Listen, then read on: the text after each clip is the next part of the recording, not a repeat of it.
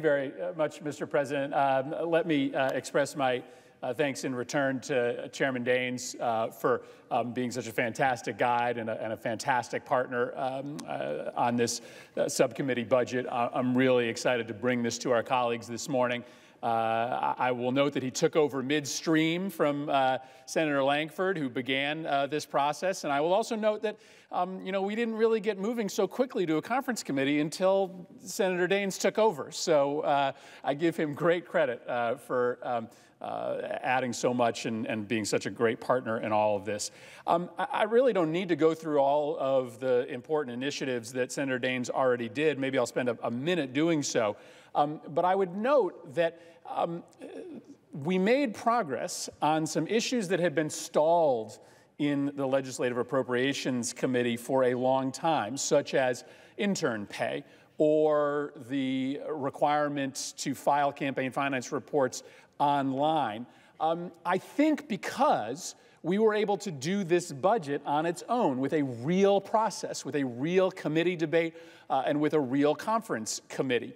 When these budgets get tied up into giant omnibus negotiations, it tends to be that only the top 4 or 5 issues in the omnibus get the attention from the folks in the room, and that these budgets, which are really important, but maybe a little bit smaller than the budget for HHS or the budget for the Department of Defense, go untended to. And so as we return to regular order, not only do I think that is a breath of fresh air for democracy, it's not good news for anybody when the decisions over a budget get decided behind closed doors amongst a very small set of people appointed by the Democratic leader and the Republican leader.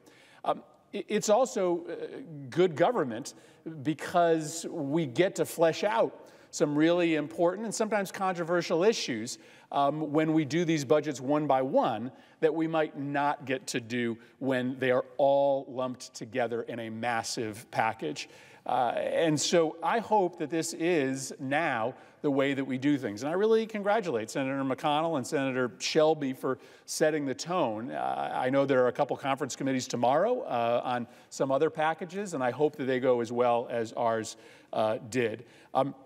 In this budget, we did some really good things. We have a long list of deferred maintenance here on this campus. We've got 16.5 million square feet of buildings. We have millions of visitors who are coming to experience the United States Capitol, and we provide $734 million for the architect of the Capitol to make those targeted investments. Accountability and transparency was something that Senator Daines focused on as chairman. We've got 50 additional auditors and investigators at the Government Accountability Office. That's the office that makes sure that we're doing our job, that we're spending the taxpayer dollars wisely. When they issue reports, the taxpayers save money, and now they have the ability to do more of that great work. Full funding for the Capitol Police. And I want to specifically thank Senator Daines for working with us to include in this budget an initiative that we started here in the Senate to improve protections and coordination for member security off campus, just to recognize the new and emerging threats that exist in and around Washington, D.C. And finally, I've said it before, but I'll say it again, this breakthrough on a small amount of money to help compensate interns. Lives change when you get to experience something like working for your member of Congress, for your United States Senator. It opens your eyes to a set of experiences that would not be available to you. Under prior practice, when very few Senate offices paid for those internship experiences, you had to be a child of means in order to get here. Now, hopefully, with this small amount of money that we're giving to our interns, you'll have a much greater pool of applicants and a much greater pool of young men and women who are able to be here and work in our offices. And I just think that's good for this place, and I think it's good for a lot of kids who are going to get to experience government.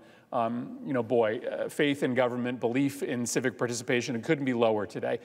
Getting more kids from more diverse backgrounds access to the federal government, I think it's a really, really positive development. So again, this has really been a joy to work with Senator Daines. Great to be on a conference committee. I'd heard rumors of conferences committees, and we got to sit on one. We got to hammer out a budget with our House colleagues, and I hope that it sails through as we move to final debate and passage. Thank you, Mr. President. I yield the floor.